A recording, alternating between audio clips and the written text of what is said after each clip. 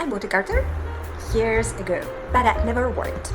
For me, it was too decorative and a bit vulgar. So I decided to design one I would actually want to wear, something minimal but with a retro-inspired shape. I'll show you how I designed it, added my own embroidered monogram, solved the problem with the straps and decided whether the final design needed one more detail. No lace, just black satin with cotton for the lining. I didn't interface the fabric, although next time I probably will.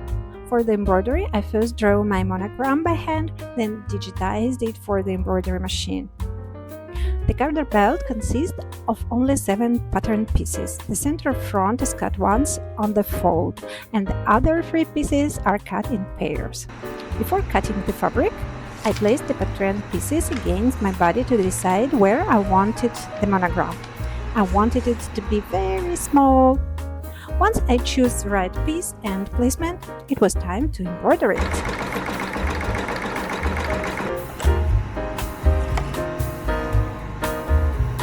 Now comes the easy part, assembling the outer layer and the lining.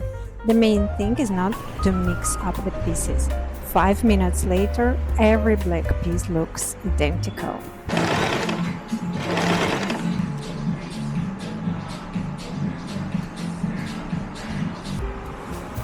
And this is where things got more interesting. My elastic was 1 centimeter wide. The clips were 2. Together, they looked completely out of proportion. So I decided to make my own straps with elastic covered in satin, like in vintage lingerie. I was still deciding between a minimal design and a much stronger retro look. In the end, retro won. So here is how I made 4 satin-covered garter straps without losing my patience. Let's begin. First, I cut 8 satin strips 4 centimeters wide. Mine were 24 centimeters long, but they turned out a little too long for me. Next time I would make them shorter. The elastic was 18 centimeters long, so it was shorter than the satin. Then I pressed 1 centimeter in both sides of every strip, just like making bias tape.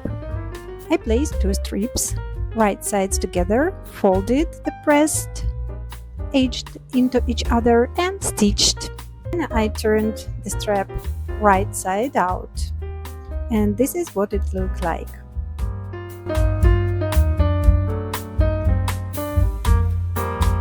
Next, I inserted the elastic and secured it.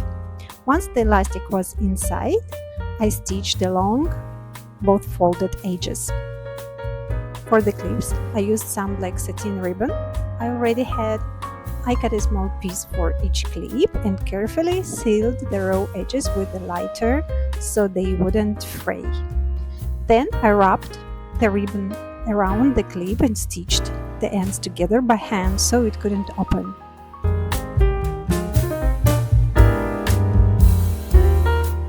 The next step was supposed to be simple. I just had to place the straps between the outer fabric and the lining, stitch around the edges and turn everything right side out.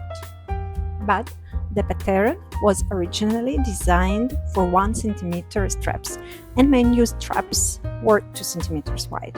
So I stitched, leaving the strap opening unfinished. Then I inserted the straps, stitched the opening, closed from the bottom and turned everything right side out. And this is what it looked like.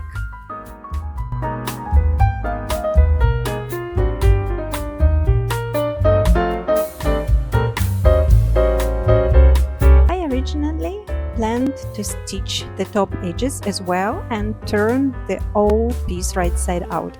But the satin wasn't very strong and I was afraid I might tear it while turning it. So instead, I finished the top edge with bias binding. It worked. But honestly, I don't really like it. I'll either turn it properly, fold the binding to the inside or add separate waistband. And that should have been the end. But Then I decided it needed one more detail, red beads. And this is the final result. Now the garter belt is finally finished.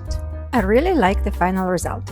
It looks even better with lingerie, but I can also imagine wearing it as a part of an outfit, especially for a party. And most importantly, it's completely personal with my own embroidered monogram. Now it just needs a matching bra. That will be my next project and the next video. Thank you for watching until the end. Subscribe if you'd like to keep creating with me. I'd be very happy to have you here.